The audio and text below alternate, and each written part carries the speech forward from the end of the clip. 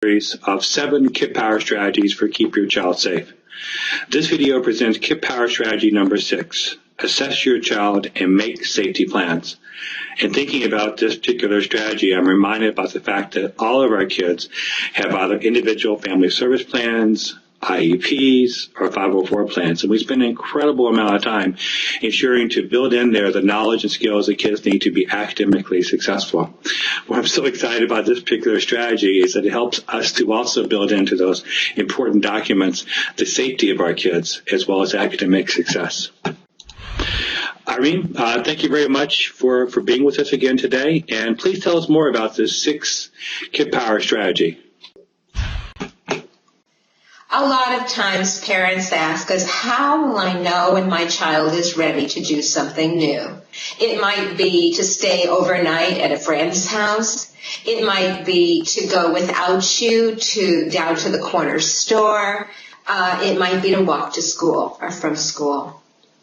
And the reality is that there's no magic formula, like suddenly a child is at a certain developmental stage or a certain age to decide this.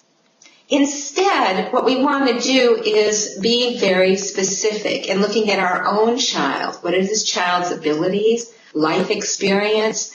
What are the situations that our child might encounter on the way to something or during something? So if there's an activity happening with friends, for example, and maybe it's an overnight field trip, and we need to know that our children will be able to set boundaries, to get adult help.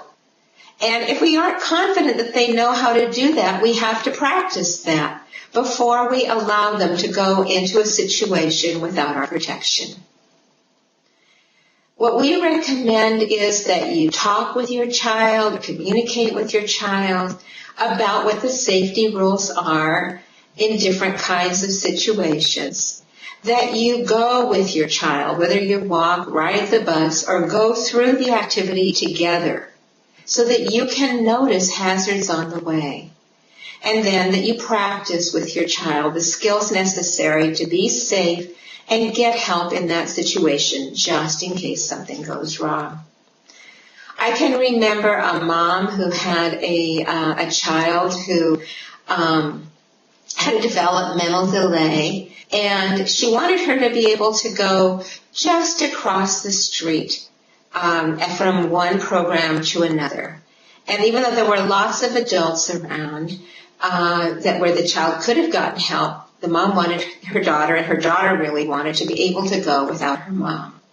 So they went together, and they discovered that the door was locked to the facility that the little girl would be going to. And that what they needed to do first was to make a plan for how she would get all the way there. And what she would do if she couldn't. Where would she go for help?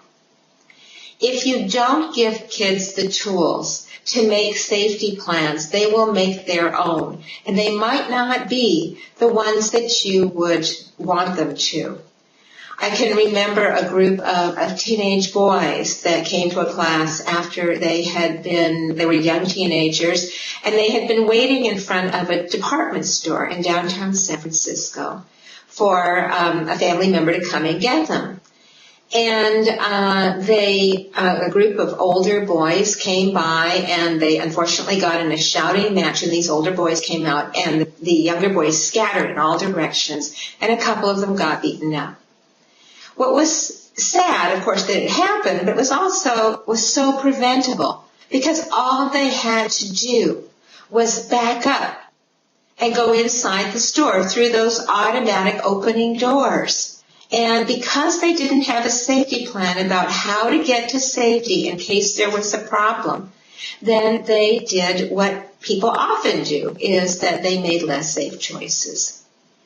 So we have so many success stories where problems were prevented just because the child knew how to push a hand away or how to say, stop, that's not safe, and how to get help.